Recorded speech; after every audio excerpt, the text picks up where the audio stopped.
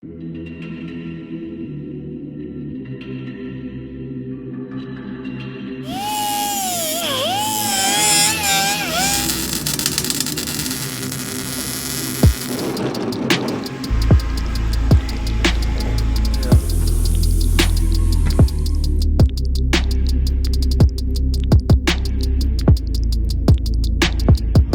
here at Engine Supply in Santa Ana, California, and we're picking up my new 2022 JZ race motor. So this is just the bottom end is being done. We have the JE pistons, we have the Brian Crow rods. We're running a stock crank this year, but these guys got it all line board, all freshened up, all cleaned up, all perfectly decked, flat, smooth, and perfect. So I can't wait to see what this thing looks like. Last time I saw it, it was just a bare block. So they stuck the crank in, pistons, rods, everything, made sure everything was totally happy, and I can't wait to get that head back from OCD and slap that baby together. So let's see what we got.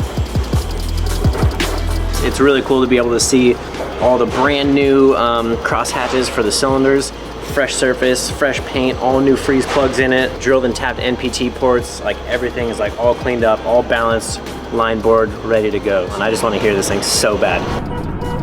This thing has got a real wuss horn in it. Nobody even cares. They're like, hey, you can't hear that. Coming through. Special delivery from Tycon Industries. This showed up today and I'm pretty stoked about it. This is gonna be the exhaust for the 2020 E46. The reason I wanted to go with titanium was one, it's super light, it's super thin wall, and it gives it a really distinct sound, like more of a high-pitched, raspy race car sound. So not only can I save weight doing it, but it's gonna change the way it sounds as well.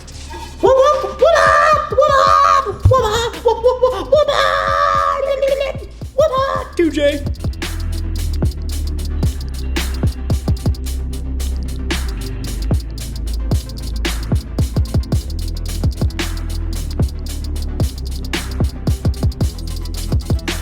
Your very own service prep. I can save this for myself. That's all you. Yeah. Thank you.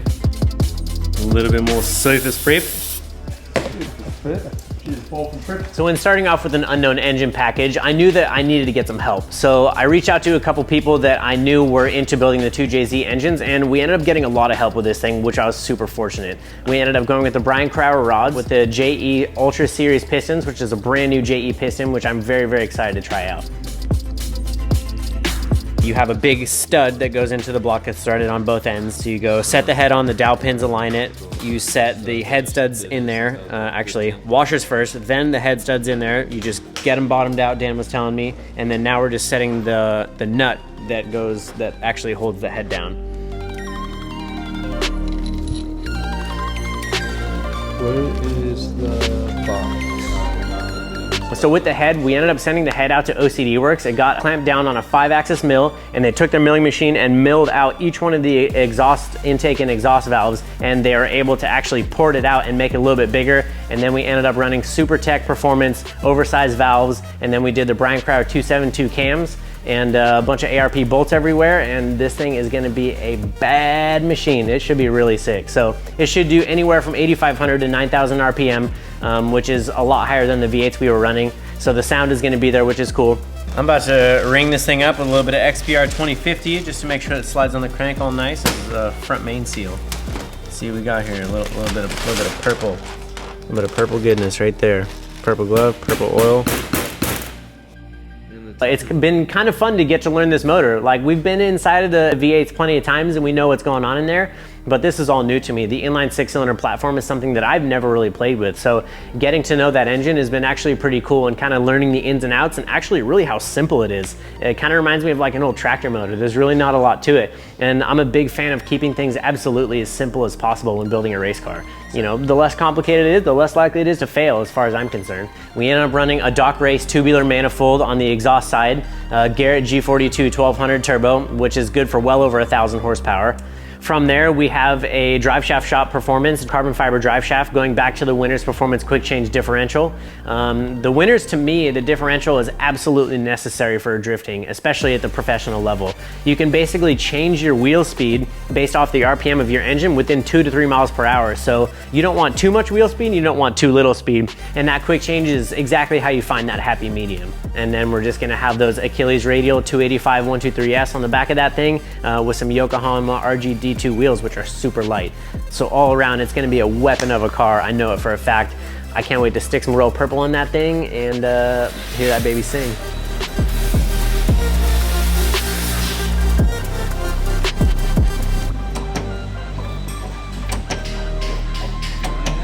Just barely. Yep.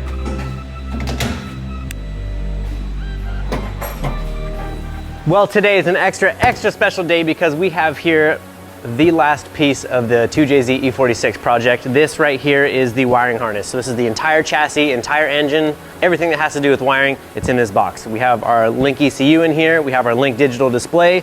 So everything has been in here, it's all been calibrated. It should, in theory, just plug right in. My good friend Brian over at Heartstock Racing was nice enough to help us out with this incredible project that was the entire wiring of this car.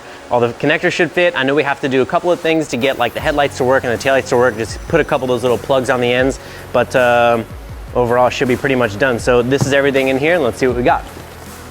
Wow, that's a bundle of wires, dude. Yeah. I don't know what any of it does.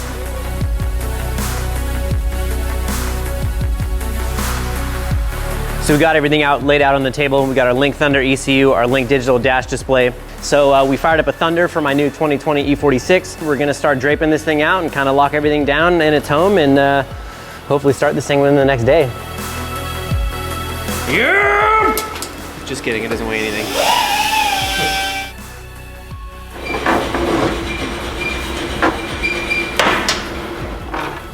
Right now, I am running these couple of plugs through a hole in the firewall up here, because that's going to go to our kill switch. A couple different pieces up inside of there, so I just got to blast a hole in here real quick and then feed that stuff through. So, the moment we've all been waiting for, it is time to put some royal purple in this engine right here. This 2JZ is about to get fired up, which is very exciting. So we have chosen this royal purple 1030. This is break-in oil specifically. It's extremely high zinc and phosphorus for proper seating of the cams and the rod bearings and the cylinder walls. So this is the stuff we're gonna put about 10 heat cycles through this thing before we're able to change it to our synthetic oil that we will be running. But this is it, step number one. We're gonna dump about 7 quarts of these in. We're gonna make sure that we have the oil cooler all full, make sure that the oil filter is all full. We're gonna try and prime it as best we can. We already got the plugs out, so we're gonna spin that thing over, get oil pressure, throw the plugs back in, and then it should be time to light it.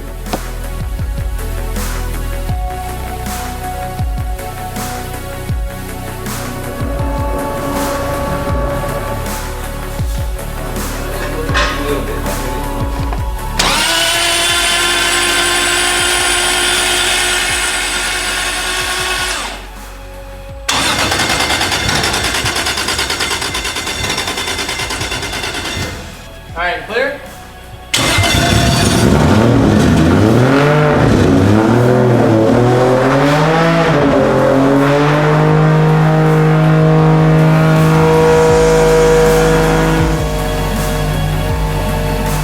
All right, first heat cycle is officially through this 2JZ. It feels really good to have this thing finally fired up after all the work, all the days, all the long nights, all the money spent on this thing. I'm unbelievably stoked. It feels like a massive weight off my shoulders to finally just hear it.